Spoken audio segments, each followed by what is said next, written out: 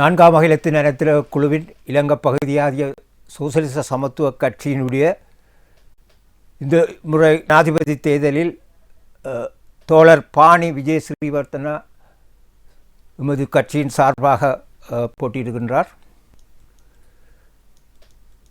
எமது சர்வதேச மார்க்சிச வெளியீடான உலக சோசலிச வலைத்தளம் 30 மொழிகளிலே பிரசுரிக்கப்படுகிறது.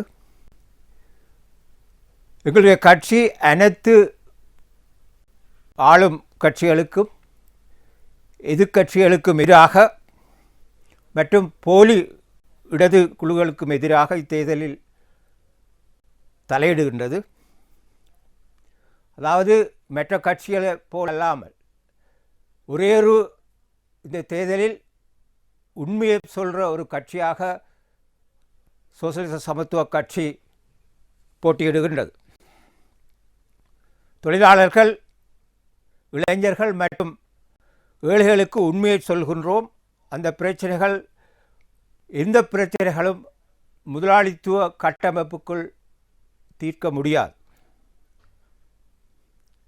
ஜனாதிபதியும் எதிர்க்கட்சி தலைவரும் மற்றும் ஏனைய வேட்பாளர்களும் சர்வதேச நாணய நிதியத்தின் கட்டளைகளை கொடூரமான சிக்கன நடவடிக்கைகளை அமுல்படுத்துவதற்கு உறுதியளித்துள்ளார்கள்.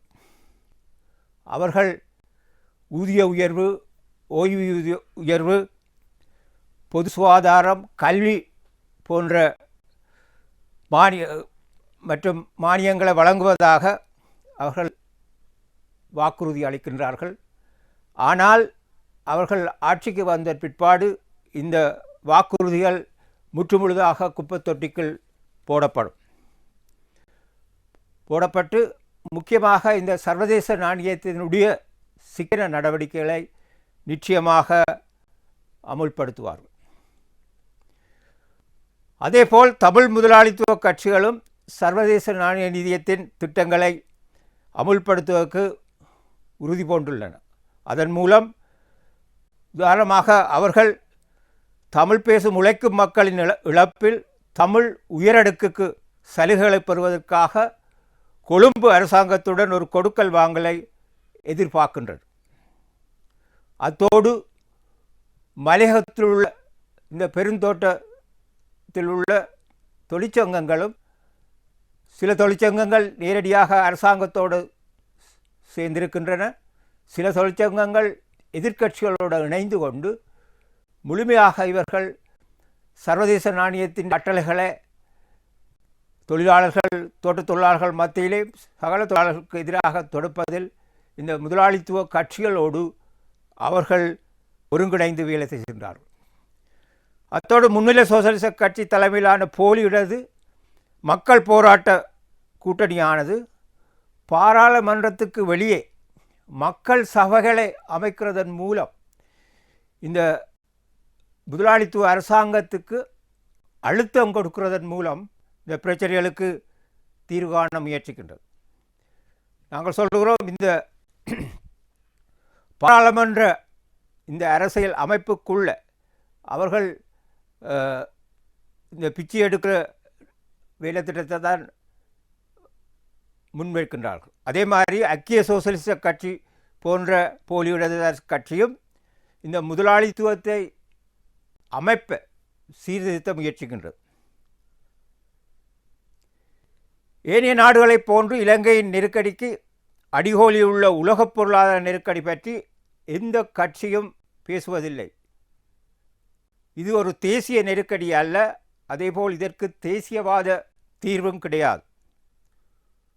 உலகளாவிய ரீதியில் அவர்களது சகாக்களைப் போலவே இலங்கை அரசாங்கமும் இந்த நெருக்கடியின் சுமையை சர்வதேச நாணய நிதிய சிக்கன வேலை திட்டத்தின் வடிவில் வெகு இனங்கள் மீது சுமத்துகின்றது. மோசமடைந்து வரும் உலக நெருக்கடியின் மத்தியில் ஏகாதிபத்திய சக்திகள் மீண்டும் உலகை மறுபங்கீடு செய்ய திரும்பியுள்ளன. கடந்த நூற்றாண்டில் இந்த சக்திகள் 2 உலகப் போர்களில் மனித குலத்தை பயங்கரமான அழிவில் மூழ்கி அடித்தன. அவர்கள் இப்போது அணுசக்தி 3ஆம் உலகப் போரை நோக்கி முன்னகர்கின்றார்கள். அது பூமியில் இருந்து ஒட்டுமொத்த மனிதகுலத்தையும் அழித்துவிடும்.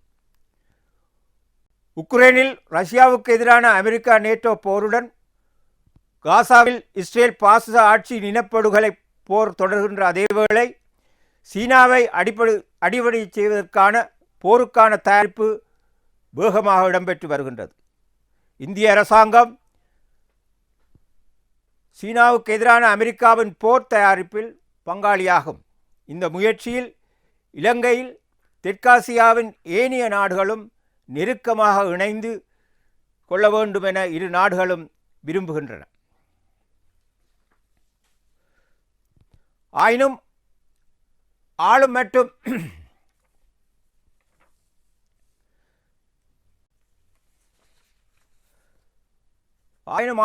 எதிர்க்கட்சிகள் மற்றும் போலி இடது குழுக்களும் இந்த முன்னேற்றங்கள் குறித்து மௌனம் சாதித்து தொழிலாளர்கள் மற்றும் இளைஞர்களை இருட்டில் வைத்துள்ளன.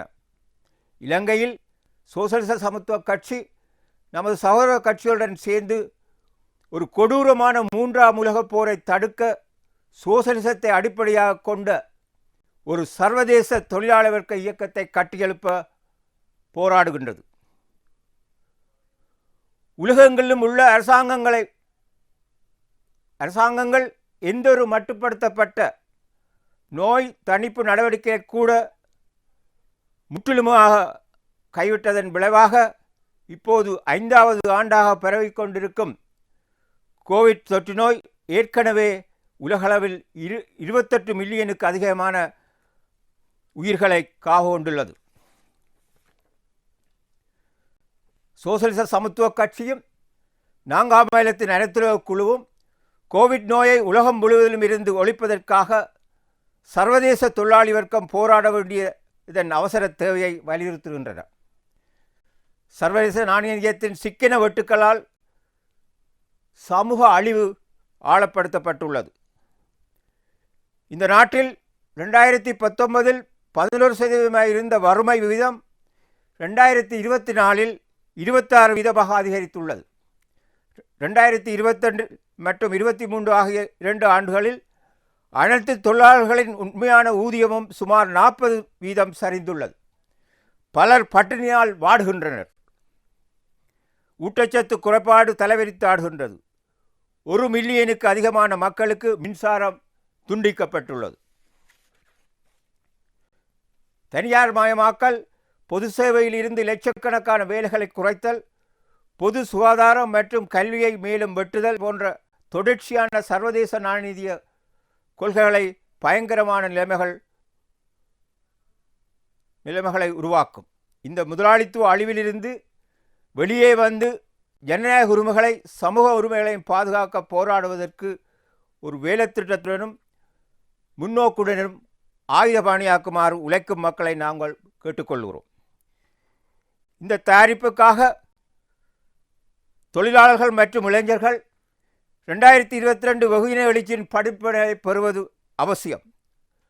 மக்கள் எழுச்சியை கொடூரமான முறைகளால் அடக்க முடியாமல்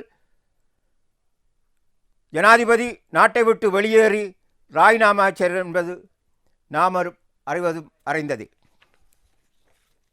இருப்பினும் முதலாளித்துவ பாதுகாவலர்களான பாராளுமன்ற கட்சிகள் அவற்றின் தொழிற்சங்கம் மற்றும் போலி இடது முகவர்கள் தொழிலாளி வர்க்கத்தின் சுயாதீன தலையீட்டை தடுத்தனர்.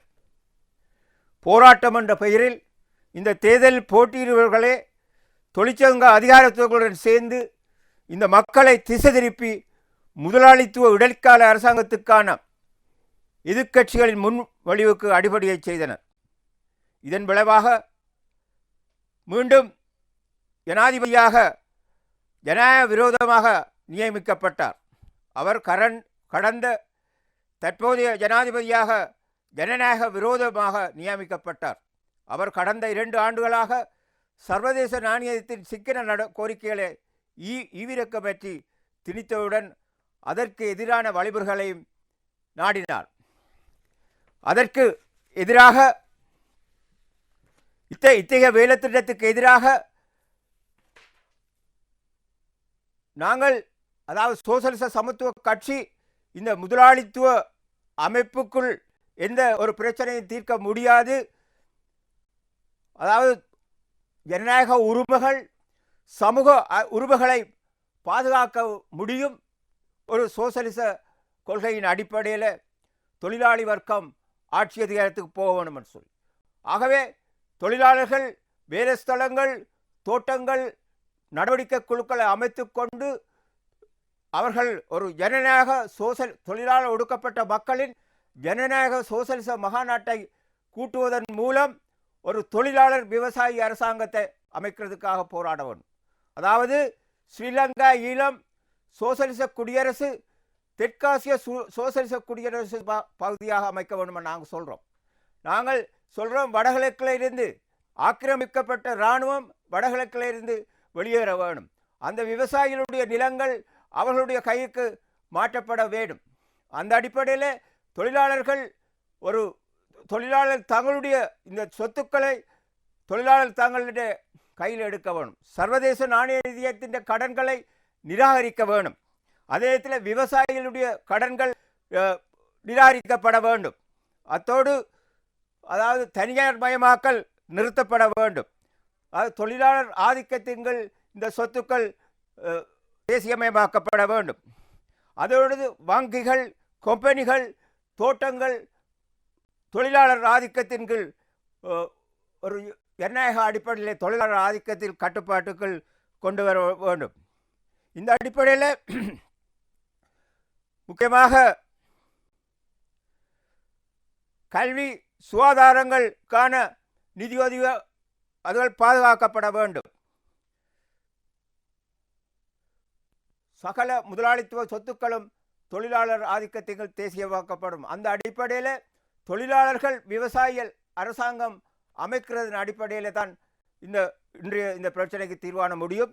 அத்தகைய அடிப்படையில் போராடுற ஒரே ஒரு கட்சி ஒரு அனைத்துலக ரீதியாக நாங்கள் இந்த நடவடிக்கை குழுக்கள் அனைத்துலக ரீதியான நடவடிக்கை குழுக்களோடு ஒன்றிணைந்தவாறு உலக தொழிலாளி வர்க்கத்தை அணிதிரட்டி கொண்டு இந்த முதலாளித்துவ அரசாங்கத்தை தூக்கி வீசுறதுக்கான ஒரு சர்வதேச சோசலிசத்தின் அடிப்படையில் உலகம் பூராகம் முதலாளித்துவ ஆட்சியை தூக்கி வீசி ஒரு உலக சோசலிச புரட்சிக்கான வேலை திட்டத்தின் அடிப்படையில் போராடுற ஒரே கட்சி.